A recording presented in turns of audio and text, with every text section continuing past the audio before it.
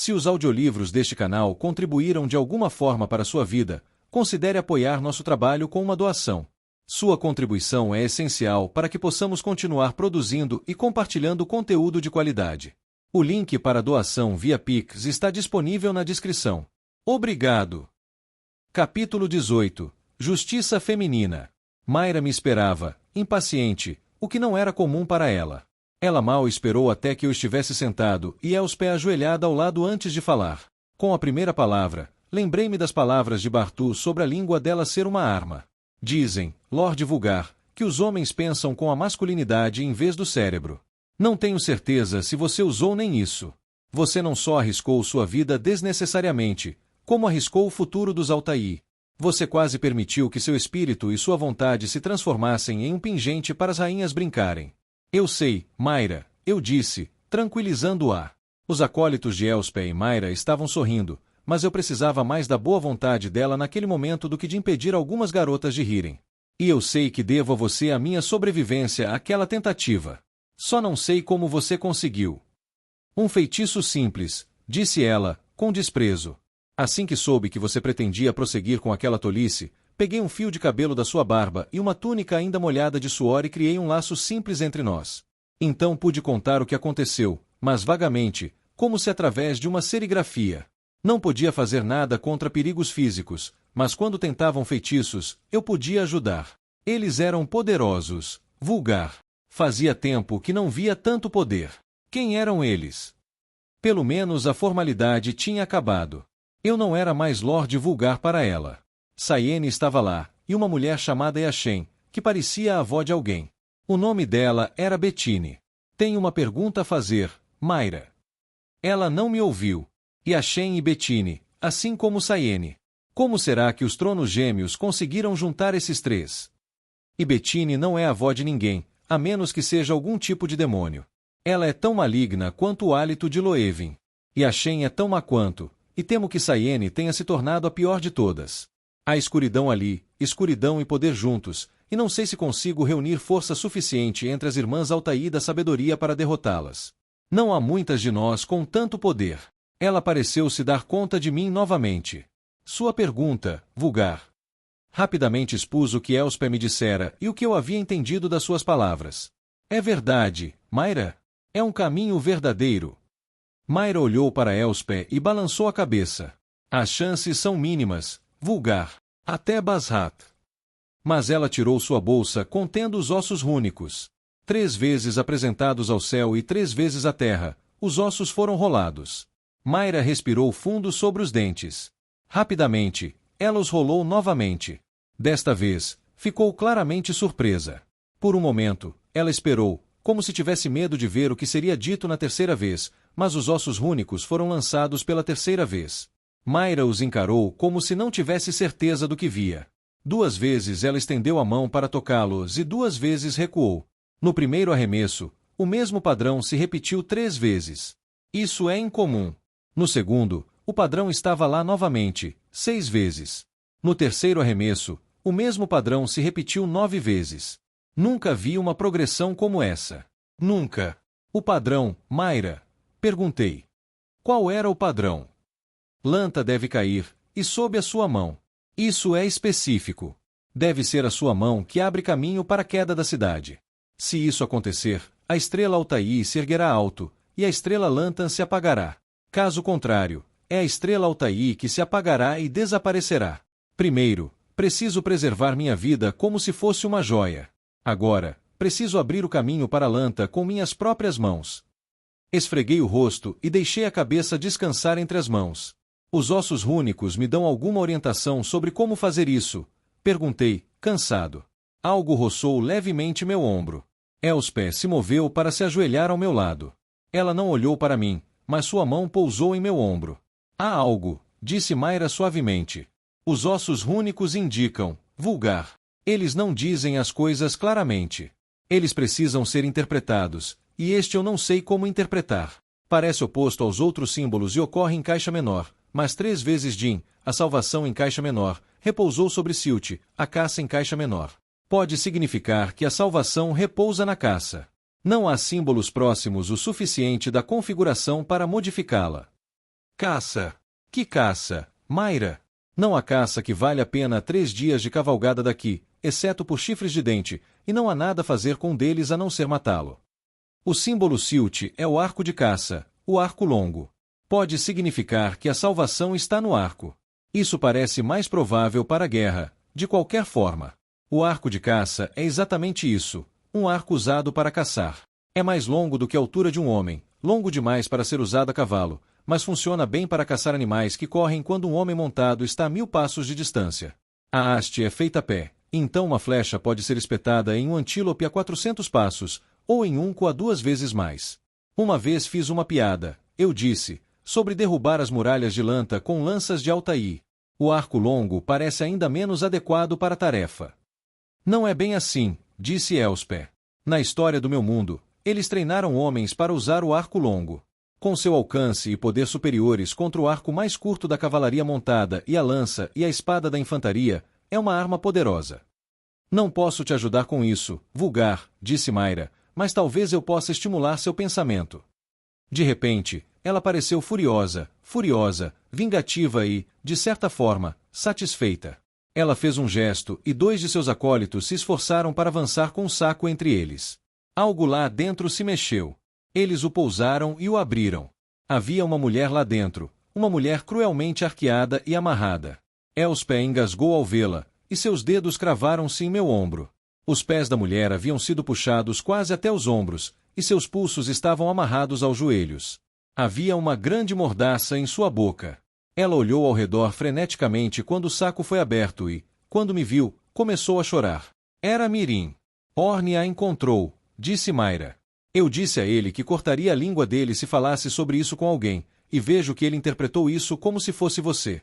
Não o culpe, vulgar. Eu falei sério, e ele sabia disso. Não culpo nenhum homem por não desagradar uma irmã da sabedoria, Mayra, mas o que há de tão importante em uma escrava fugitiva? Mayra fixou o olhar na garota acorrentada, e Mirim começou a suar. Ele a encontrou perto das muralhas de Lanta, vulgar. Ela entrou em pânico quando ele a pegou, balbuciando descontroladamente. Depois de ouvir parte da tagarelice, ele a trouxe até mim sem contar a ninguém. Provavelmente a coisa mais inteligente que ele já fez. O que ela balbuciou? Perguntei baixinho, mas Mirim se encolheu como se eu tivesse gritado.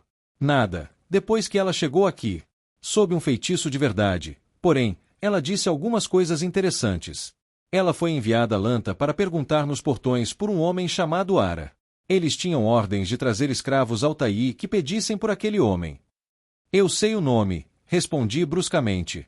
Ela deveria lhe dizer para onde iríamos em seguida, quando começaríamos nossa marcha e quanto tempo esperaríamos ficar no novo acampamento. Ela também disse que outras garotas haviam sido enviadas na mesma missão, para ajudar os Lantans a saber para onde iríamos e quando. Enviado, eu disse. Você disse isso 2 vezes. Enviado por quem? Talva. Não me surpreendeu muito. Quando ela disse que outras garotas haviam sido enviadas, lembrei-me da fila de escravas fugitivas, com apenas Talva para ligá-las. Os Lantans sabiam que eu estava chegando, Mayra. Estavam me esperando. Para mim, isso é sinal de traição, e agora Talva parece uma boa suspeita. Talvez. Por mais que eu odeie dizer isso, a traição de Talva pode ter sido apenas dar às caravanas a informação de como nos evitar. Mas veremos. Ela falou baixinho com um dos acólitos. A jovem saiu correndo e retornou em um instante com o tripé e a caixa que Mayra havia trazido há tanto tempo. Ela colocou o tripé enquanto Mayra tirava a tigela de prata, com suas marcas simbólicas, da caixa. Quando tudo estava no lugar, ela realizou o ritual com o óleo e os pós. Uma imagem apareceu na janela da tigela, e ela me chamou. Isso significa alguma coisa para você? Tudo o que a tigela mostrava era um pássaro voando, um falcão. Nada, eu disse. Comecei acreditando que uma mensagem foi levada a Lanta para atraí-la. Aconteceu, ao que parece, e este pássaro carregou a mensagem. Possivelmente. Ela falou no ouvido de uma acólita. A garota foi até os baús de Mayra e retornou com um pequeno sino. Viva agora, criança, enquanto os pós caem. Mayra deixou cair uma pitada de pó na imagem. Ela flamejou e, enquanto flamejava, o acólito tocou o sino 2 vezes, rapidamente. Novamente, uma pitada de pó caiu, e o sino tocou 2 vezes. Pela terceira vez, a tigela flamejou sob o pó, o sino tocou, e seu último som continuou indefinidamente. Mayra colocou a mão sobre ele para silenciar o som. Olhe! Na janela da tigela, Talva tirou um falcão da gaiola atrás de sua tenda. Carregou-o com uma luva acolchoada até um poleiro e o colocou lá enquanto prendia um pequeno cilindro em sua perna. Então, pegou-o novamente e o lançou para o céu. Ele desapareceu rapidamente, como se tivesse certeza de seu destino. Aquele pássaro carregava a mensagem, disse Mayra. O rosnado começou no fundo do meu peito. Cresceu na minha garganta, e eu podia sentir meus lábios se retraindo, mostrando os dentes em um rosnado. Virei-me e segui em direção ao conjunto principal de tendas. Espere, vulgar, chamou Mayra. O que você vai fazer? No dia passado, deixei uma mulher viver, embora ela tivesse feito de tudo, menos me matar. Fiz isso porque precisava. Eu estava preso a ela, a irmã dela, ou a ambas. Não há nada que me impeça desta vez. Vou cortar a cabeça daquele traidor. Enquanto me apressava em direção às tendas, tive a vaga sensação de Mayra correndo atrás de mim, chamando seus acólitos para trazerem esta ou aquela parafernália. Elspeth chorava, gritando para Mayra me impedir. Entre ordens gritadas aos acólitos, ouvi-a dizer à garota que eu não machucaria ninguém. Tentei rir disso, mas o som se misturou ao rosnado e se pareceu mais com o som de um lobo babando do que com qualquer som que um homem pudesse emitir. Eu não pretendia sujar minha própria lâmina com o sangue de Talva. Saí do meu caminho para passar pela tenda de Rai, o ferreiro, e mais especificamente por sua forja. Ao passar, agarrei uma espada longa e curva, nova, sem qualquer vínculo de espírito e ferro com qualquer homem. Rai viu meu rosto e me soltou. Quando o feito estivesse consumado, eu pagaria o preço da espada e enterraria a lâmina onde nenhum homem jamais teria que sujar as mãos ao tocá-la novamente. Uma multidão se formou atrás de mim enquanto eu caminhava, mas não dei importância. Só tive um pensamento, e como o destino quis, cheguei à tenda dela no momento em que ela saía para ver o que causava comoção. Recuei com a espada. Talva viu a lâmina e meu rosto e caiu para trás, gritando, contra a tenda. E Mayra se colocou na minha frente. Justiça feminina. Mayra, eu disse com a voz rouca, nem você pode reivindicar a justiça feminina sozinha. Esta mulher me traiu, levando-me para a prisão e 6 homens para a morte. Eu reivindico o sangue dela. Sua reivindicação de direito de sangue é justa, vulgar, mas eu tenho as 10. Ela acenou freneticamente, e 10 mulheres livres se moveram para onde eu pudesse vê-las. Elas não se importaram, certas de que eu defenderia uma reivindicação legal à justiça feminina, mas eu não tinha certeza, e Mayra também não. Vulgar, a reivindicação dela substitui a sua.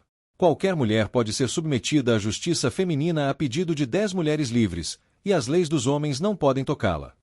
Não precisa dar sermão, Mayra. Eu conheço os livros de Safa. Então abaixe a espada, meu senhor.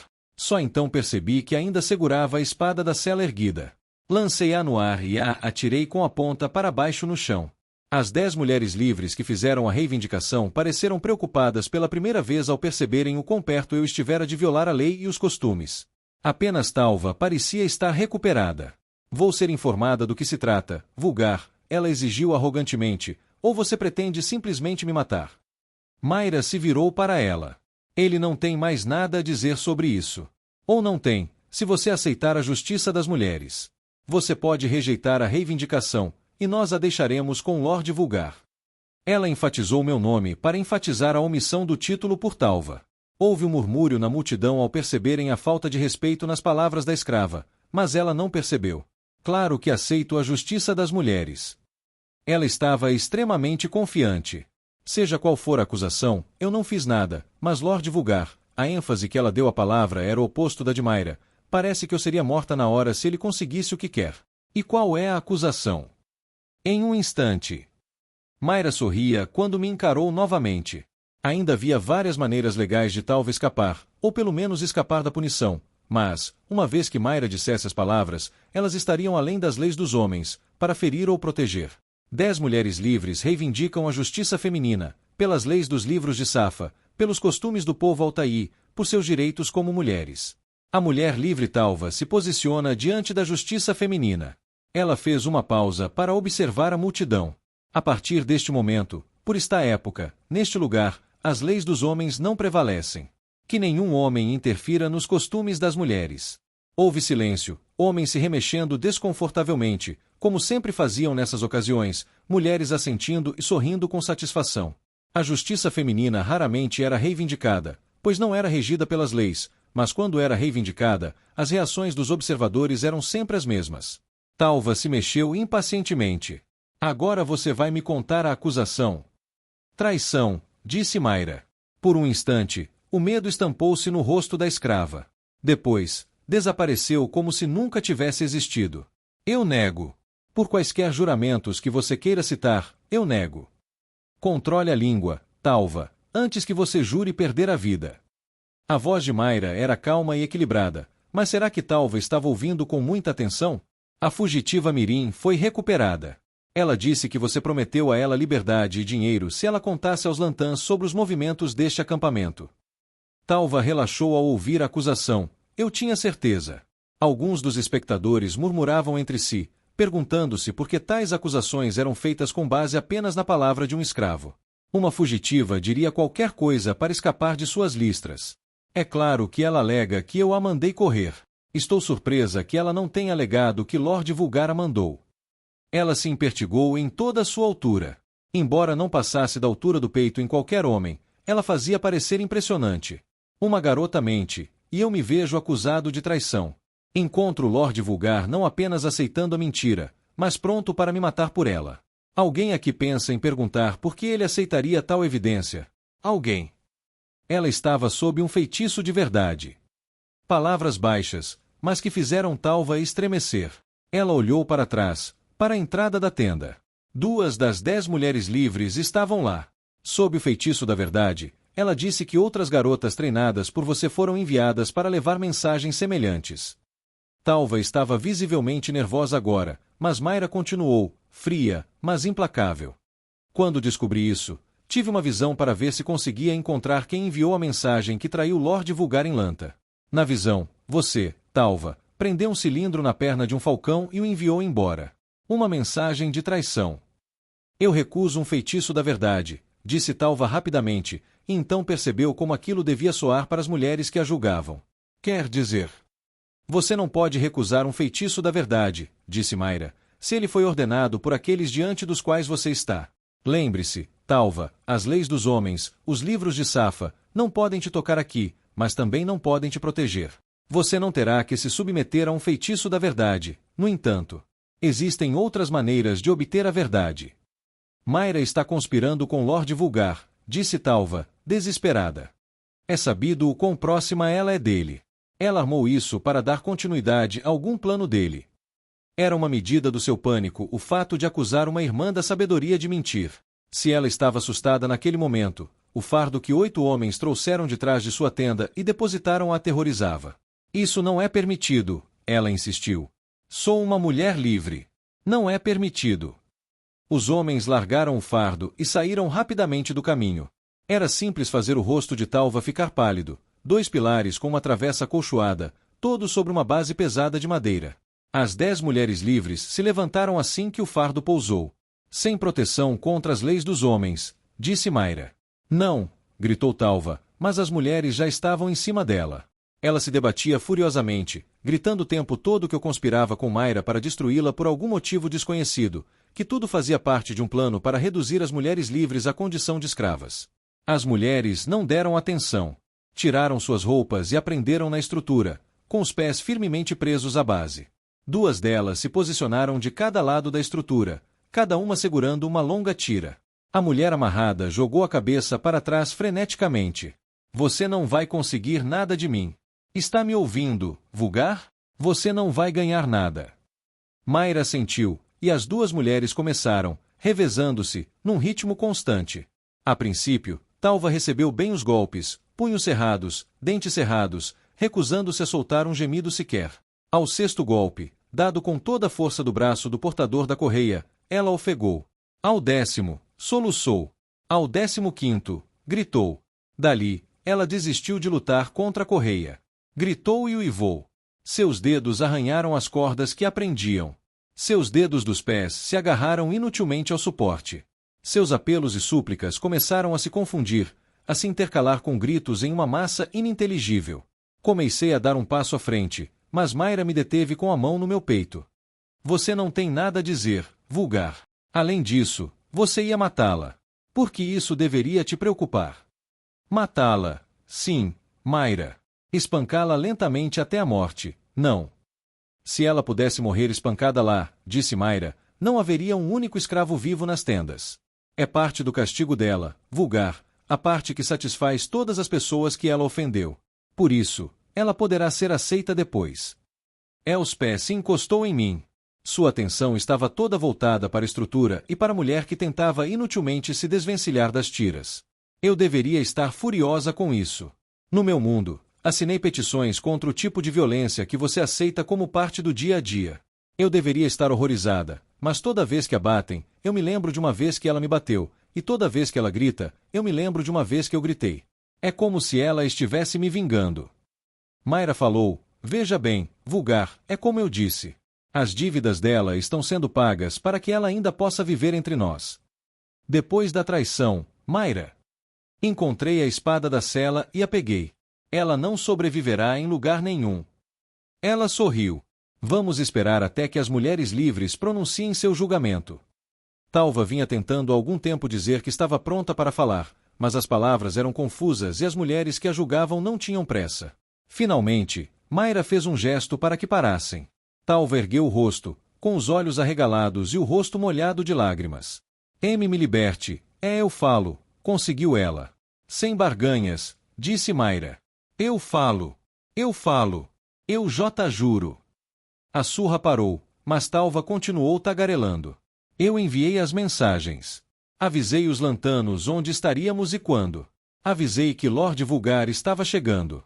Os falcões seriam usados apenas em caso de emergência. Não poderiam ser substituídos. Mas era uma emergência, não era? Não era. Sua cabeça caiu, tremendo com soluços. Eu teria recebido uma posição de poder em Lanta. As mulheres governam lá. Nada é negado a uma mulher, nenhum tipo de poder. Eu poderia ter feito qualquer coisa, sido qualquer coisa. Quase antes de terminar de falar, ela foi desamarrada e levada até Mayra. Ela estremeceu quando a forçaram a se ajoelhar e sentar sobre os calcanhares. As duas mulheres se entreolharam, uma tremendo, a outra calma. Algum julgamento foi feito? Perguntou Mayra. As 10 mulheres livres se separaram do grupo. Matem-na, disse uma delas. Por traição, morte. Morte. Deixe-a servir ao homem que ela traiu, disse outro. Risadas acompanharam isso, e Mayra encarou Talva com um sorriso. O que você acha? Houve mais risadas, mais altas, e Talva corou. Sou uma mulher livre, disse ela rigidamente. Não posso ser escravizada, exceto com meu próprio consentimento para o pagamento das minhas dívidas. Sob os livros de Safa. Mas, para não haver reclamações depois, é melhor você fazer assim mesmo. Afinal, você tem dívidas a pagar. Claro, poderíamos considerar a morte. Há bastante apoio para isso. Mayra inclinou a cabeça para o lado. Venha, garota. Tenho certeza de que você conhece a letra. Não me chame assim, Talva retrucou. Ela trocou olhares com Mayra. Depois de um minuto, ela se mexeu. Em outro, desabou como se estivesse derrotada. Renuncio aos meus direitos como mulher livre. Renuncio às minhas propriedades e posses. Renuncio à minha liberdade. Entrego minha vida e minha vontade àquele que me possuirá. Eu, pela primeira vez ela hesitou, juro pelos ossos da minha mãe, e da mãe da minha mãe, e da mãe da minha mãe. Sua cabeça caiu sobre os joelhos, e seus ombros tremeram com soluços silenciosos. Por um instante. Então, riu. Talva estremeceu e seus ombros pararam de tremer. Imagino que você ache que me enganou, garota. Mayra riu baixinho. Você teria enganado um homem, suponho. Provavelmente o enganou. Uma pobre mulher indefesa e derrotada, pronta para aceitar seu castigo, concordando docilmente com a escravidão em vez da morte. Ela riu novamente. 2 dias para acalmá-lo, e você teria ido embora, mais cedo se achasse que podia. Eu fiz as renúncias, Mayra. Eu fiz os juramentos. E quase queimaram sua língua ao dizê-las. Você sabia, quando jurou, que não tinha intenção de mantê-las. Talvez esperasse que Sayene encontrasse um jeito de libertá-la delas. Bem, não haverá como libertá-la disso. Seus acólitos se aproximaram para ficar atrás dela. Deixe-a servir aquele que ela traiu. Há alguém que discorde disso? Os 10 conferenciaram entre si e depois se acomodaram balançando a cabeça. Ninguém discordou. Mas eu mesmo tive que intervir. Mayra, eu tenho direito sobre ela. Você admitiu, e ela tornou isso legal. Ela renunciou a si mesma. Pare com tudo isso e deixe-me tê-la. A única saída que ela terá é quando eu enfiar esta espada em seu coração maligno. Pare, vulgar. Pare, ou eu te paro. Ela ergueu as mãos como se por um feitiço, e eu parei onde estava. Isso ainda não é da sua conta. É da nossa conta. E se você sente que houve um desrespeito à sua honra ou à sua masculinidade, talvez isso melhore quando esta rastejar de barriga até você. Ele, sussurrou Talva. Ele. Aquele que você traiu, garota. Os outros estão mortos. Daqueles que sua mensagem traiu, apenas Lorde Vulgar vive. Aqui tenho a essência dele, suor, cabelo, saliva, sangue e aparas de unhas. Com a mistura que eles fazem, você honrará seu juramento. Com facilidade, pois Talva parecia abalada demais para se debater, eles a levantaram e pintaram a mistura em padrões simples em sua pele. Flechas subiram por seus braços, outras por suas coxas e desceram pela barriga. Espirais circundaram seus seios. Em suas bochechas, e novamente entre as sobrancelhas, havia uma flecha de 3 pontas e uma vara. Então, a deixaram cair de joelhos. Mais uma vez, Mayra sacou a varinha de osso que usará em Elspeth. Ela tocou na testa de Talva, e a mulher ajoelhada emitiu um som crescente e inquisitivo de inspiração. A varinha se ergueu, e Talva acompanhou, forçando-se a se levantar como uma acrobata, usando apenas a força das pernas. Quando ela se ergueu quase até sua altura máxima, Mayra parou a varinha, mantendo-a curvada em um arco, os músculos tensos. De repente, a varinha disparou para trás, e uma faísca de fogo saltou dela para o ponto na testa de Talva que havia tocado. Talva começou a cair, mas a varinha se moveu para trás para tocar a ponta do seu seio, e ela se ergueu novamente para seu arco curvado para trás. A varinha se afastou, e novamente a faísca saltou. Ao atingir Talva, gemeu, e quando ela caiu, a varinha se moveu para o outro seio para puxá-la para trás novamente. Não, ela choramingou. Ele não. Por favor, ele não. Por favor. A varinha de Mayra moveu-se novamente para a testa de Talva e recomeçou sua jornada, e para terminá-la, começou de novo, e de novo, e de novo. Agora as mãos de Talva se moviam, seguiam a varinha, os dedos acariciando suas bochechas enquanto ela tocava sua testa, deslizando por sua barriga, deslizando por suas coxas. A cada viagem da varinha, sua respiração se acelerava. A cada viagem da varinha, seus olhos se afastavam cada vez mais. Mayra levou a varinha novamente à testa de Talva e a manteve ali. Um grito ululante começou no fundo de sua garganta, subindo e descendo como se ela estivesse à beira da dor, mas sempre ficando mais alto, até que Mayra puxou a varinha de volta, a faísca saltou e, com um grito, Talva caiu no chão. Você sabe disso agora, não é, garota? Talva ergueu a cabeça para encarar Mayra, com um olhar inquisitivo e curioso. Na sua cabeça, no seu coração, na sua barriga, você sabe disso. O suor escorria de Talva até ela parecer coberta de óleo. Sim, ela choramingou. Você o traiu, assim como traiu seu povo, vendeu-o para torturar por uma chance de poder. Novamente o gemido. Sim. Então vá até ele, menina. Humilhe-se. Implore por sua misericórdia. Talva se virou, contorceu-se no chão para me encarar. Outro gemido foi abafado em sua garganta. E ela rastejou até mim, de barriga para baixo, e colocou a cabeça nos meus pés. Por favor, ela sussurrou. Levantei a espada com as 2 mãos. Um golpe direto para baixo e ela perfuraria a espinha, encerrando sua traição para sempre. Por favor. Ela se levantou e abraçou minhas pernas. Seus olhos pareciam grandes e macios o suficiente para me fazer cair. Uma carícia acabaria com tudo. Mayra, o que você fez? Por que está me atrapalhando? Não estou te frustrando, vulgar. Ela sabe o que fez e por que fez. Dentro dela, as mesmas ambições ainda ardem, os mesmos ódios. Mas há algo mais acrescentado, algo que supera tudo mais, supera todo o seu ódio e ambição juntos. Você. Ela te venera agora, te venera como um deus, só que mais do que a maioria das pessoas venera seus deuses. Ela te odeia, mas fará qualquer coisa para te agradar. Qualquer coisa. Isso não é punição suficiente. Ainda ter todo o seu ódio e toda a sua ambição, e saber que não pode fazer nada a respeito, porque prefere agradar o objeto do seu ódio a respirar. Se você quiser matá-la, ela provavelmente não tentará te impedir. Se você quiser matá-la, vá em frente. Ela disse isso casualmente o suficiente nas circunstâncias para que fosse importante. No entanto, se Mayra achava isso importante, eu também achava. Brion, o Lugai e os outros 4 estavam lá para me lembrar o quão importante era. O fosso estava lá para me lembrar. A espada desceu e estremeceu no chão a um fio de cabelo de Talva. Ela caiu sobre a minha coxa. Ela tremia de alívio. Eu tremia de frustração. Assim que levaram Talva embora, a multidão começou a se dispersar. Mayra ficou, porém, e eu também esperei, até ficarmos sozinhos ali. Havia coisas que eu tinha a dizer que não queria dizer na frente dos outros, mas parecia que ela também tinha algo a dizer. Não vai funcionar, vulgar. O que não vai funcionar? Vendendo-a para alguém que tornará a vida dela um inferno, alguém cruel, talvez, ou perverso. Está escrito claramente na sua cara, mesmo que você não perceba que é isso que pretende, mas não vai funcionar. Eu não tinha pensado muito bem no que faria com Talva, mas essa ideia me pareceu boa. Por que não daria certo? Porque, disse Mayra pacientemente, ela foi sintonizada com você, e não com mais ninguém.